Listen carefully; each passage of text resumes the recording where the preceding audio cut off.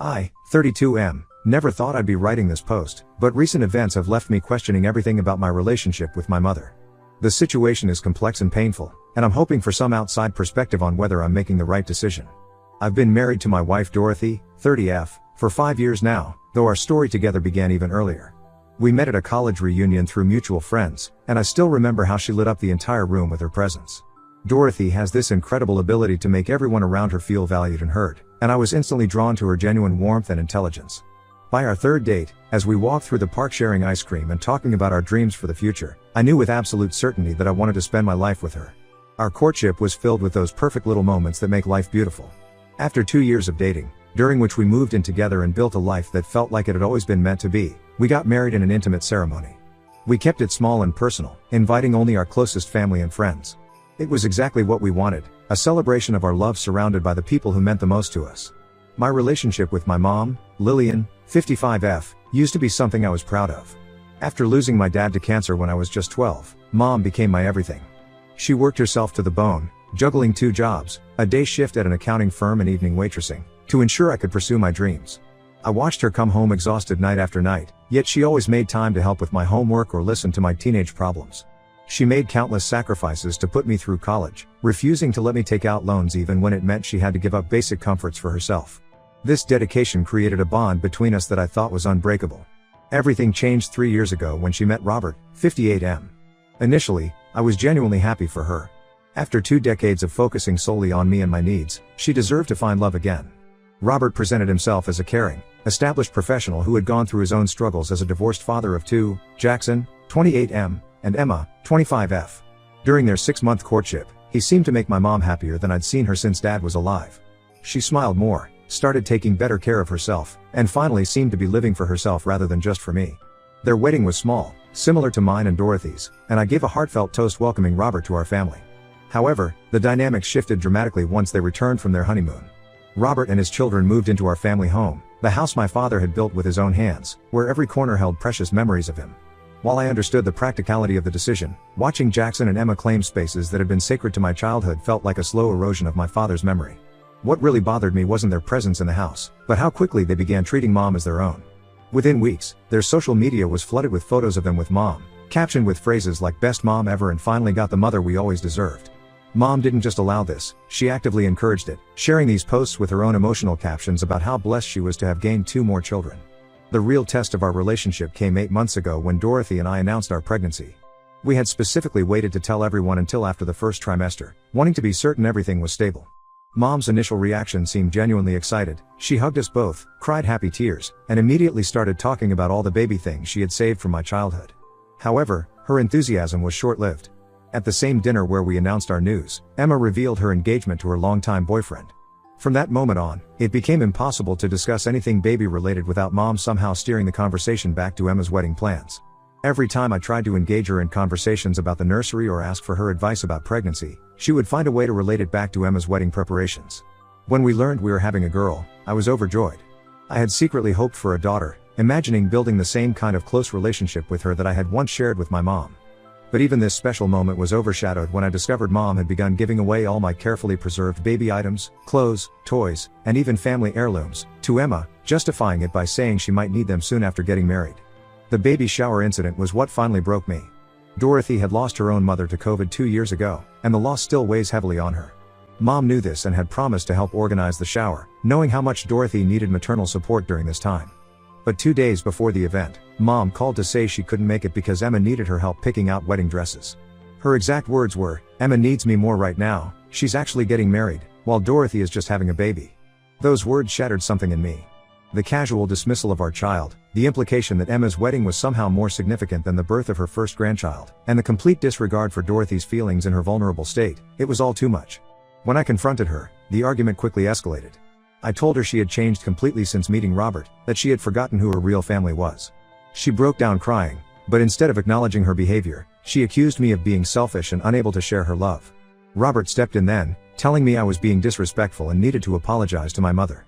His intervention only fueled my anger. This man who had known my mother for 3 years was now lecturing me about my relationship with her.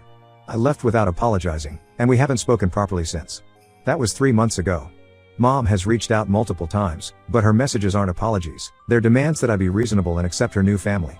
Dorothy gave birth to our beautiful daughter Emily last week, and Mom found out through social media. Now she's calling and messaging constantly, insisting on her right to meet her granddaughter. Robert, Jackson, and Emma have joined in, sending messages accusing me of being cruel and vindictive by keeping a grandmother from her grandchild. Dorothy, despite everything, has suggested we might consider giving Mom another chance for Emily's sake. But I can't bring myself to do it. I don't want my daughter to grow up experiencing the same kind of conditional love and divided loyalty that I've witnessed from my mother. I don't want Emily to ever question her worth or place in her grandmother's heart the way I now question mine. Am I the asshole for standing my ground and keeping my mother away from Emily? Am I denying my daughter a potentially meaningful relationship out of spite, or am I protecting her from inevitable hurt? Update 1 First, I want to thank everyone who took the time to read and respond to my original post. Your comments and insights gave me a lot to think about, and they ultimately gave me the courage to do something I've been avoiding, having a final, honest conversation with my mom. After carefully considering everyone's advice, I decided to meet with her alone at a small coffee shop near my house. It's a quiet place I used to frequent during my college years, and somehow the familiarity of the setting felt right for what I knew would be a difficult conversation. I arrived early and chose a table in the corner, away from other customers, wanting to ensure we'd have enough privacy for what needed to be said. The moment my mom walked in, I could see the toll the situation had taken on her. She looked tired, smaller somehow, with dark circles under her eyes that her makeup couldn't quite hide.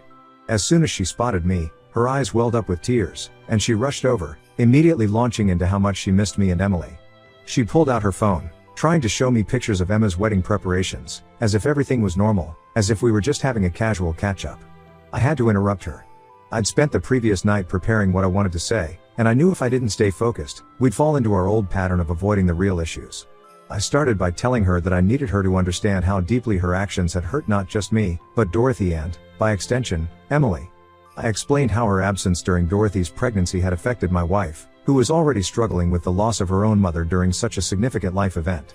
That's when Mom's demeanor changed completely. The tears dried up, replaced by a defensive stance I'd become all too familiar with lately. She straightened in her chair and said something that still echoes in my mind. "You're being selfish, sweetheart. Can't you understand that after all these years, I finally have the big family I always wanted?" Her words hit me like a physical blow.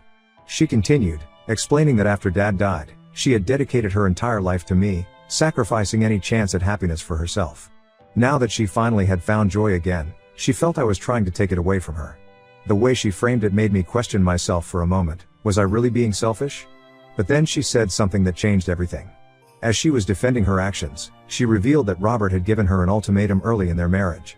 He had told her that if she wanted their marriage to work, she needed to treat Jackson and Emma exactly the same way she treated me.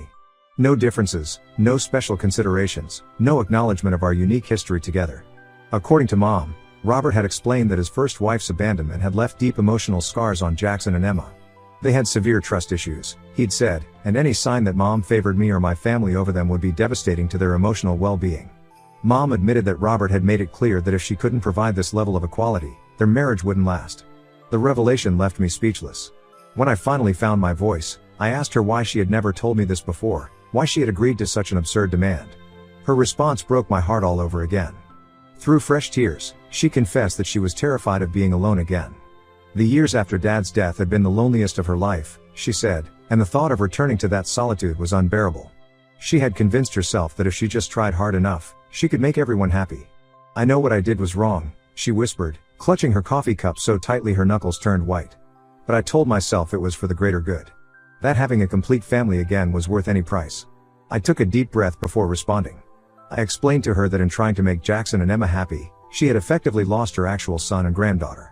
I told her that she could have had everything, a loving husband, stepchildren who cared for her, and her original family, if she had just stood up to Robert's unreasonable demands. A real blended family doesn't require erasing existing relationships, it means building new ones while honoring the old. Mom started to argue that Jackson and Emma were her real children too now, but I cut her off. I couldn't listen to that anymore. Instead, I laid out what needed to happen if she wanted to be part of Emily's life. First, she needed to stand up to Robert and make it clear that while she loves Jackson and Emma, her relationship with them is fundamentally different from her relationship with me, and that's okay. Second, she needed to give Dorothy a genuine apology for abandoning her during her pregnancy when she needed maternal support the most. The hope I'd felt at the beginning of our meeting evaporated as I watched Mom's face fall. Instead of considering my words, she immediately started making excuses about how Robert wouldn't understand, how it would create problems in her marriage, how Jackson and Emma would be hurt. That's when I realized that nothing was going to change. My mother was still choosing the appearance of a perfect new family over the reality of her existing one. As I stood to leave, she grabbed my arm, begging me not to go.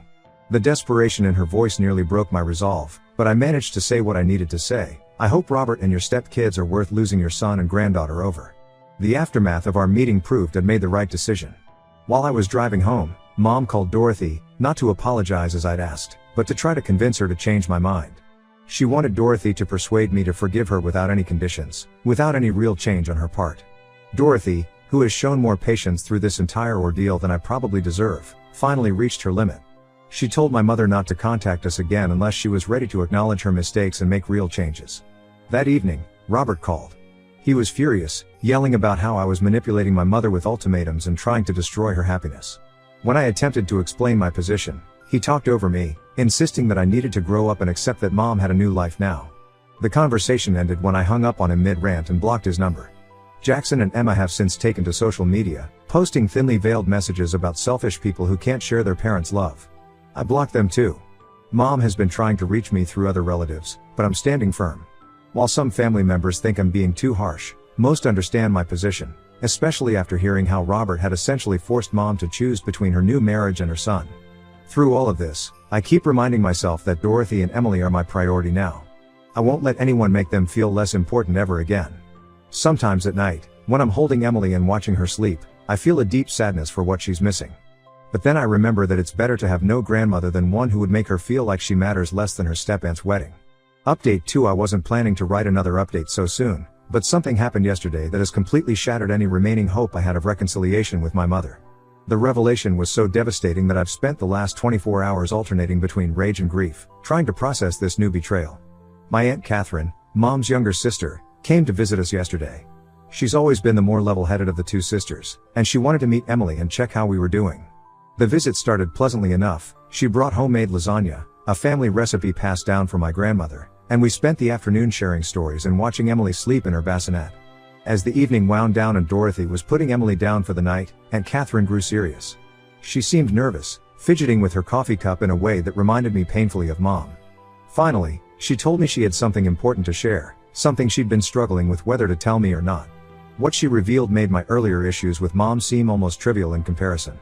Before giving away my old baby clothes and toys to Emma, Mom had done something far worse.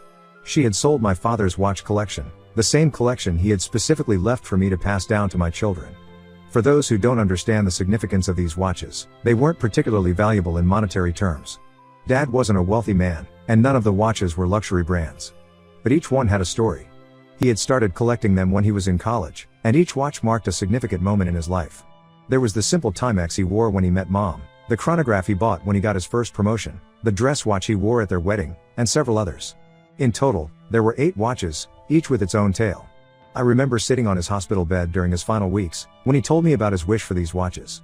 He wanted me to give them to my children one day, not just as timepieces, but as tangible connections to the grandfather they would never meet.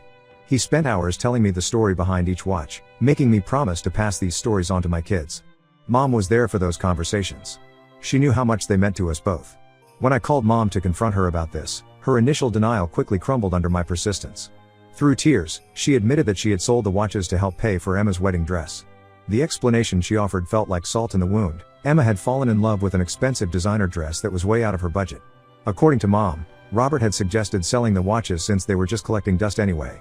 She tried to justify it by saying that Emma needed them more because she was using them for her actual wedding, while Emily was too young to appreciate watches anyway. I couldn't speak.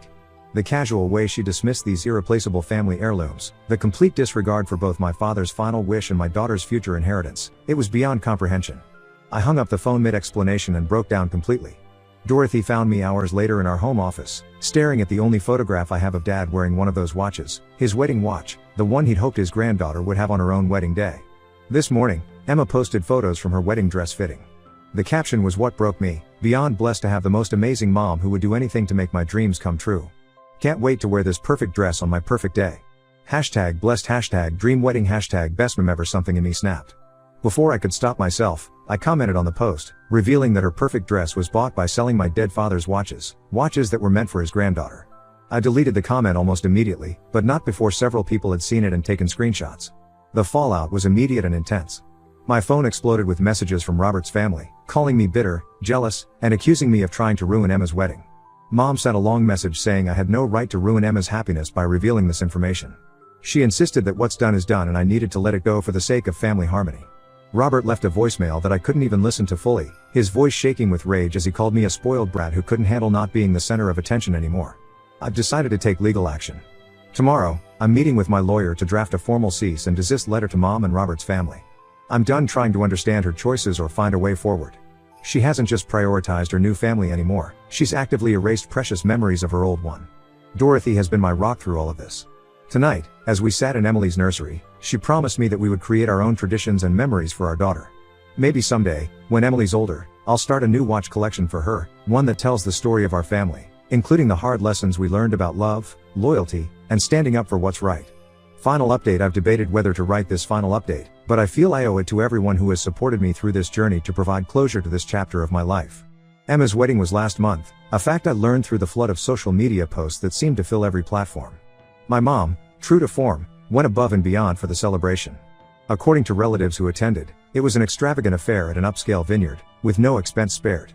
Mom posted dozens of perfectly staged photos, each caption more effusive than the last, talking about her beautiful daughter and how blessed she was to have gained such a perfect family through Robert. The speech she gave at the reception was apparently quite emotional. My cousin recorded parts of it, thinking I might want to see it someday. I didn't, but she described it anyway. Mom spoke at length about how God had blessed her with wonderful children through Robert, and how Emma was the daughter she'd always dreamed of having. She never once mentioned me, Dorothy, or Emily. Several relatives told me they felt uncomfortable during the speech, noting how she seemed to be trying too hard to prove something to everyone present. The day after the wedding, as if on cue, Mom reached out again. Her message started with what seemed like an olive branch. She acknowledged that she had made some mistakes but hoped we could move forward now that the stress of the wedding was over. She mentioned that Emma had just discovered she was pregnant, barely a month after the wedding, and wouldn't it be wonderful for Emily to have a cousin so close to her age? The way she phrased it made it clear she saw this as an opportunity to force a relationship between her two families, as if Emma's pregnancy somehow erased everything that had happened. Instead of responding directly, I sent her the final version of the legal document my lawyer had prepared. It was comprehensive, detailing everything from her abandonment during Dorothy's pregnancy to the selling of Dad's watches. The document formally requested no contact and outlined potential legal consequences if she persisted in trying to reach us. She showed up at our house the next morning, her eyes red from crying. She carried a shopping bag filled with some of my old baby clothes, items she claimed she had saved specially and hadn't given to Emma. I recognized them as the less desirable pieces that Emma probably hadn't wanted. I didn't open the door, but I could see her through the security camera, pacing on our porch and repeatedly pressing the doorbell. Through the door, I told her that she had made her choice months ago, and now she had to live with it. She tried to argue, saying that family should always forgive, but her words rang hollow after everything that had happened. Eventually, she left the bag of baby clothes on our porch and drove away sobbing. Robert called later that day, not to apologize, but to berate me for making Mom feel guilty during what should have been a joyous time celebrating Emma's pregnancy. He actually had the audacity to say that Mom couldn't even properly enjoy the news of becoming a grandmother because she was too upset about our situation. The irony of his words wasn't lost on me. He seemed to have forgotten that she already was a grandmother, to Emily, whom she had chosen to abandon. I hung up without saying a word. That was the final straw. Dorothy and I had already been house hunting, and this incident pushed us to accelerate our plans. We've since moved to a new neighborhood across town, close to Dorothy's sister and her family. Emily, now 9 months old, is thriving. She's starting to crawl, and her laugh lights up every room she's in. We're building new traditions: Sunday brunches with Dorothy's family, monthly trips to the local children's museum, and a memory box where we store little mementos from all of Emily's firsts. Sometimes, usually late at night when I'm rocking Emily to sleep, I catch myself feeling a deep sadness about how things turned out with Mom. I mourn not just for my loss, but for Emily's, for the grandmother she could have had, for the family stories she'll never hear firsthand, for the relationships that could have been.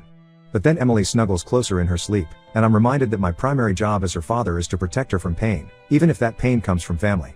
I've heard through relatives that Mom isn't doing well. The guilt of her choices seems to be catching up with her, especially now that the excitement of Emma's wedding has faded and Emma's pregnancy is reminding her of what she missed with Emily. But I can't bring myself to care anymore. She made her choices, repeatedly choosing her new family over her existing one. Now she has to live with the consequences. Emily will grow up knowing she is loved unconditionally and prioritized completely. She'll learn about her grandfather through the stories I can still tell, through the few photos I have, and through the values he instilled in me that I'm passing on to her. And maybe that's enough.